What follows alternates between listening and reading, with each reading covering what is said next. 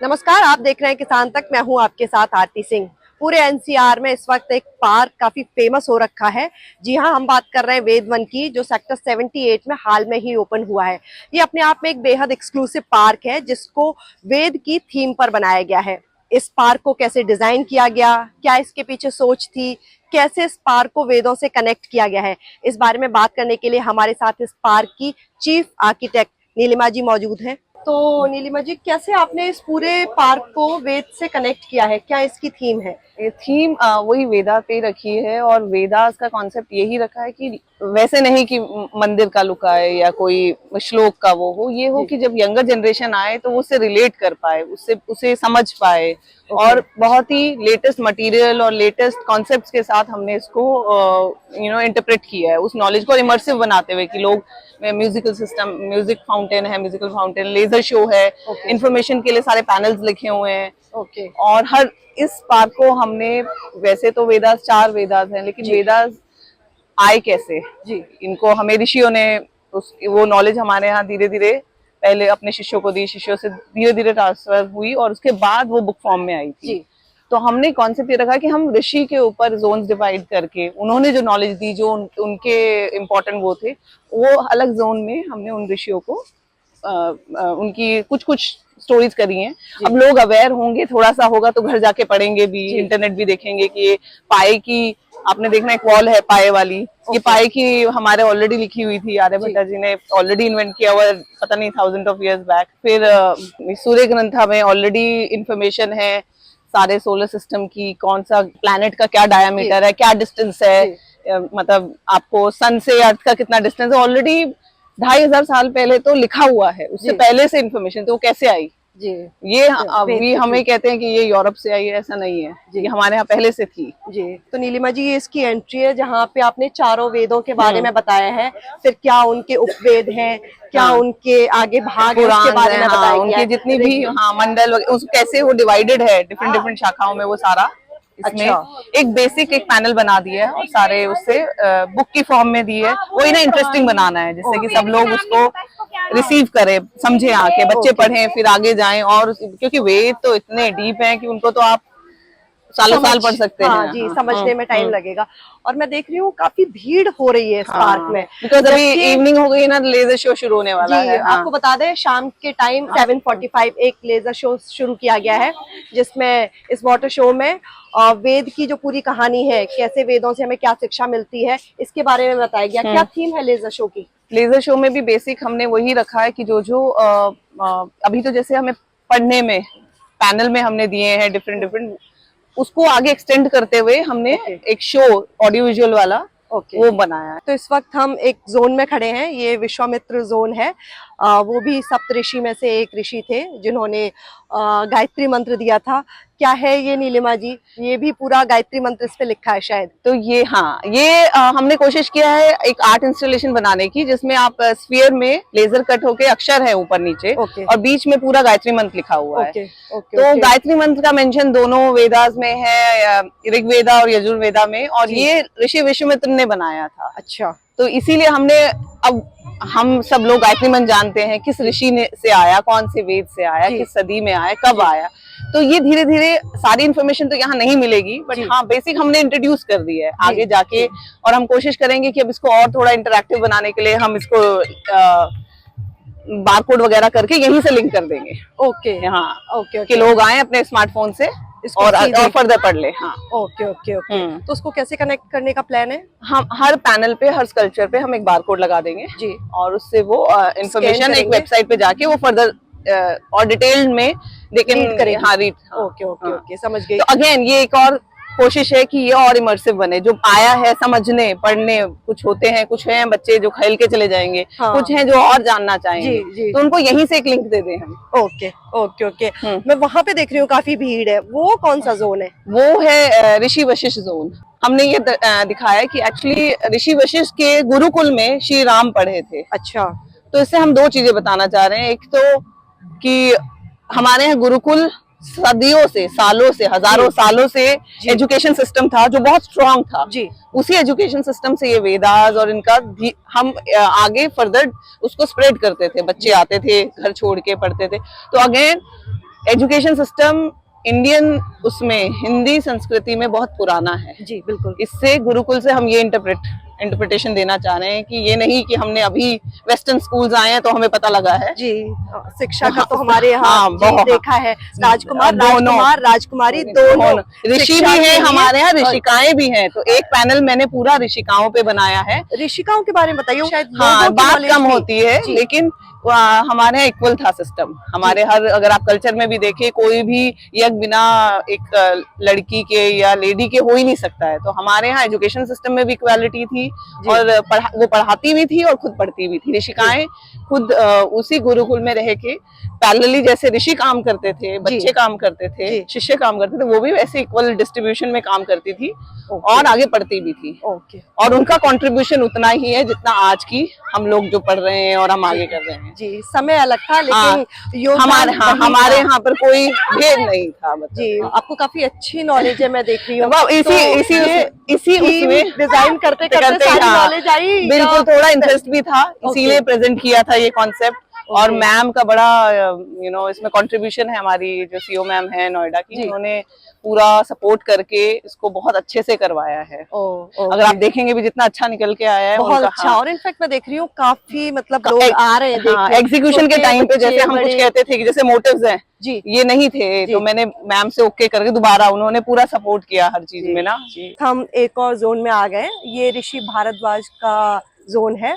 और ऋषि भारद्वाज का जो है औषधि में काफी योगदान था। आयुर्वेद में काफी अच्छा योगदान था।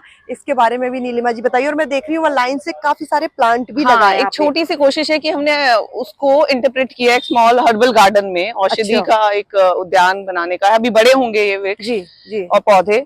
तो जैसे हमारे आंवला है, तुलसी हमारे रेगुलर, किसी ऐसा कोई घर होगा जिसमें नहीं होगा जी। अजमोद है, ये सारे जितने भी अश्वगंधा है, ये सारी चीजें पहले से ही हमारे अगर आयुर्वेद का हिस्सा रही हैं और ये घर का हिस्सा रही हैं जी। हमें अभी आज भी बीमार पड़ जाए फटाफट तुलसी और शहद आ जाता है जी, जुकाम होते ही। गिलोय है, शतावर है, तुलसी है। तुलसी तो पूजा के लिए भी इस्तेमाल होती है और आपके रूटीन के जितने भी सर्दी और हमने जो बड़े पेड़ भी यहाँ पर सारे किए हैं जिनका रेफरेंस पॉइंट आयुर्वेदा में या किसी भी वेदा में दिया हुआ है कि जैसे पीपल है जी, बरगद है, उन सब वो हमने ट्रीज लगाए हैं और उनका वहां पर वैसे ही पैनल के फॉर्म में उसका रेफरेंस भी दिया है। Okay yes okay. और अभी तो छोटी स्टेज में है, अभी अभी होगा ये ग्रो कर। हाँ, अभी 4-5 दिन हुए हैं जी जी। देखिए जो भी पार्क होता है ना जी, उसको 1 से 2 सीजन हमें देने पड़ते हैं। लैंडस्केप की एक 4 डायमेंशन होती है, टाइम देना पड़ता है। ये लिविंग मटेरियल है, ये इसको ग्रो करने में टाइम लगता है। तो ये जितने भी ट्रीज अभी आपको पूरे बड़े हो जाएंगे, आप 2 साल बाद आइएगा ना जी, यहाँ का एक्सपीरियंस अलग होगा। अभी तो ये बड़े होंगे, यहाँ शेड आ जाएगी, ये बड़े हो जाएंगे तो तब इसका पूरा सामने आएगा। नीलिमा जी मैं देख रही हूँ भीड़ बहुत है, मतलब ऐसा हो गया जैसे कोई मूवी हिट होती है। ऐसा लग रहा है हाउसफुल जा रहा है। मेरे को पता लगा 25,000 लोग आए हैं। मतलब यहाँ का ये इनकी स्पेकुलेशन है कि मतलब इन्होंने काउंट नहीं किया, बट तो मैंने भी यही डायलॉग बोला, ऐसे लग रहा है मूवी हिट हो गई है, हाउसफुल हो गया है। लोग बहुत मतलब खुश हैं और लोग देखने आ रहे हैं। इवन मैं देख रही हूँ बच्चों के साथ आ रहे हैं कि उनको दिखाएं कि हमारे वेद क्या थे, हमारे ऋषि मुनि क्या थे, हमारे एजुकेशन सिस्टम क्या था, हम क्या मेडिसिन यूज करते थे। और इवन आगे मैंने देखा एक जोन में अपने युद्ध का है, एक में योग का है, वो भी जोन पे भी जाएंगे हम। ये पूरी वॉल क्या है? ये हमने एक फीचर वॉल बनाई है जिसमें अगर आप देखें मंथन का जो कॉन्सेप्ट है, ज्ञान का अर्जित करने का, नॉलेज मंथन, ये समुद्र मंथन, वहां से ये कॉन्सेप्ट लिया है कि आप देखो जो शेप भी है ये वेव के फॉर्म में है जी, समुद्र का जी। और इसमें समुद्र मंथन जब किया था देवों ने और राक्षसों ने, उसमें से जो चीज निकली थी वो सब हमने सिंबॉलिक इसमें सारी मेंशन करी है। अब अगेन ये इंट्रोड्यूस कर दिया जी, है ना जी। अब आपको डिटेल जाननी है तो आप एक बार समुद्र मंथन के बारे में पढ़िए आजकल तो। हाँ बिल्कुल बिल्कुल। तो हमारे यहाँ कॉन्सेप्ट ऐसा था कि हर कोई भी अच्छी चीज को बताने का तरीका एक स्टोरी बना देते थे जी, कि मंथन करो, समुद्र मंथन में ये निकलेगा, अमृत निकला, हाथी निकला, एक ये सब ज्ञान से ही निकलेगा, मतलब जो जिसको हरा नहीं सकते वो ऐसा अश्वमेध घोड़ा निकला, वो भी मैंने देखा था। हाँ, उसको भी वो भी यज्ञ कल्चर भी है। हाँ, तो अश्वमेध घोड़े का भी कॉन्सेप्ट ये है कि ऋषि विश्वामित्र ने यज्ञ किया था, उस यज्ञ में से ये आए। हाँ, तो इतनी सिद्धि प्राप्त थी जो हम बात करते हैं, वो ये सब पॉसिबल था उस टाइम पे। तो ये अमृत था, तो ये कॉन्सेप्ट हमने दिखा दिया। हाँ, हम इस वक्त इस पार्क के एक और जोन में आ गए। ये श्री जमदग्नि ऋषि का जोन है।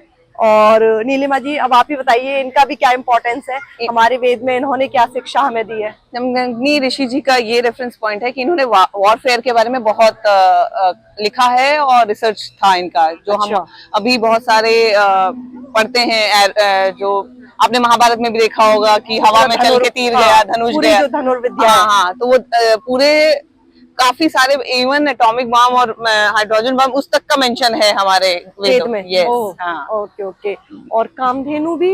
कामधेनु काऊ का तो उनका बस एक, हमने काऊ का एलिमेंट इसलिए डाला कि ये कामधेनु काऊ एक इच्छा वाली काऊ थी, जो ऋषि जमदग्नि ऋषि के पास ये कामधेनु काऊ थी। ओके। नीलिमा जी, एक जो इस पार्क की बहुत अच्छी खूबी मुझे लग रही है, इसका लैंडस्केप व्यू बहुत प्यारा है। मतलब जो आपने पैदल चलने का रास्ता बनाया है, ये जो छोटा ब्रिज है पानी के ऊपर से जाता हुआ, और जो पूरा एक कहते हैं ना सीनिक व्यू आ रहा है, दैट इज वेरी ब्यूटीफुल। तो आपने वेद को रखा है साथ में, और साथ में उसको बहुत ब्यूटीफुली डिजाइन भी किया है। डिजाइन वही है मेरा, हम आर्किटेक्ट्स हैं, उसके बाद मेरा स्पेशलाइजेशन ही लैंडस्केप आर्किटेक्चर में है। तो ये, और बहुत ट्रैवल किया, बाहर देखा वहां पर ना कैसे पब्लिक स्पेसेस होने चाहिए। एक्चुअली हम लोगों में अभी वो धीरे धीरे इनकलकेट होगी वो बात ना, कि पब्लिक एरियाज का कैसे डेवलपमेंट होना चाहिए, और हमारे यहाँ तो नंबर्स बहुत ज्यादा हैं। जी, अग्री।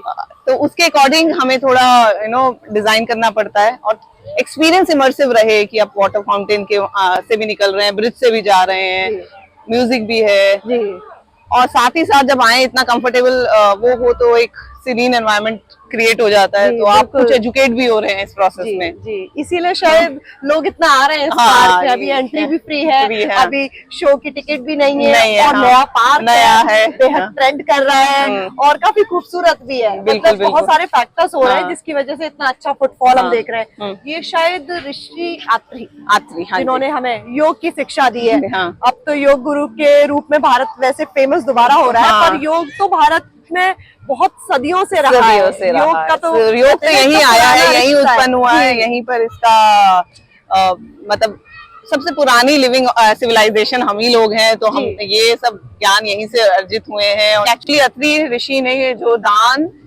दमा, दया, ये तीन कौन, हाँ, अच्छा, तो 3 थीम इन्होंने रखी है। हाँ, तो उनका जो नॉलेज, दान, दया, तो दान करना बहुत अच्छा है। और अगर आपको बीमारियों से दूर रहना है तो आपको योग करना बहुत जरूरी है। और दया को रिप्रेजेंट करने के लिए आपने एक मदर और एक बच्चे का स्कल्पचर यूज किया है, काफी अच्छे और थॉटफुल। तो ये हम चीजें बनाई है as an artist, as an architect, ये हम बस कंट्रीब्यूट कर सकते थे कि लोगों को क्या समझ में आएगा। तो नीलिमा जी, पार्क मैंने पूरा देखा, आपने बहुत अच्छे से एक्सप्लेन किया। आपको वेदों के बारे में पार्क बनाते बनाते शायद, या पहले से भी होगी, बहुत अच्छी नॉलेज भी हो गई है। और काफी खूबसूरत है, काफी लोग यहाँ आ रहे हैं। और ये एक लास्ट में बस मैं एक समझना चाहूंगी, ये स्कल्पचर क्या है, ये पूरी वॉल जो आपने डिजाइन की है, ये क्या थीम है? ये बहुत ही इवॉल्व सिस्टम आपको पता लगेगा हमारे पुराने ग्रंथों का, कि एक श्लोक है जिसमें जो प्रेज में किया है लॉर्ड कृष्णा के, लॉर्ड शिवा के, लेकिन जब उसको डिकोड करते हैं तो पाई की वैल्यू निकलती है। अच्छा, तो इससे 3 पर्पस सॉल्व हो रहे हैं। हम लॉर्ड कृष्णा को प्रेज कर रहे हैं, लॉर्ड शिवा को प्रेज कर रहे हैं। कोड किया हुआ है हमने पूरा, हमने कोड को एक श्लोक में बना के, और जो श्लोक प्रेज कर रहे हैं लॉर्ड कृष्णा को, तो इस बातों को बनाया हुआ है।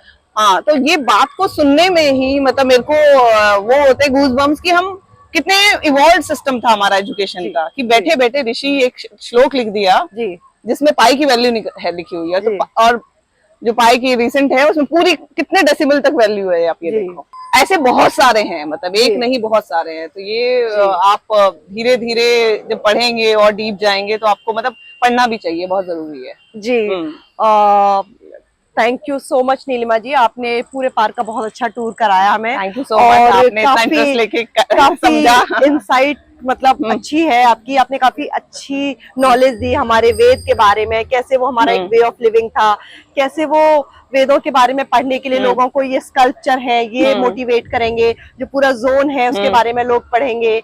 साथ ही आप बोल रही हैं कि कोड सिस्टम शुरू करेंगे जिसमें एक बार कोड होगा, जिसको अगर किसी को इंटरेस्ट है तो उसके बारे में और पढ़ सकता है। Thank you. हम एक्सपेक्ट करते हैं कि फिर किसी दिन जब मौसम अच्छा होगा हम दोबारा इस पार्क में आएंगे और अभी आप देख लीजिए, कैमरा जूम करिए, मौसम ऐसा है, हमारे पसीने छूट रहे हैं, लोग देखिए कितने हैं। जी, खेती और किसानी से जुड़ी ऐसी तमाम खबरों के लिए बने रहिए किसान तक के साथ। किसान तक, किसान तक, किसान तक, किसान तक, किसान तक, किसान तक, किसान तक, खाना है तो उगाना है, खाना है तो उगाना है, किसान तक, खाना है तो उगाना है। किसान तक, खाना है तो उगाना है।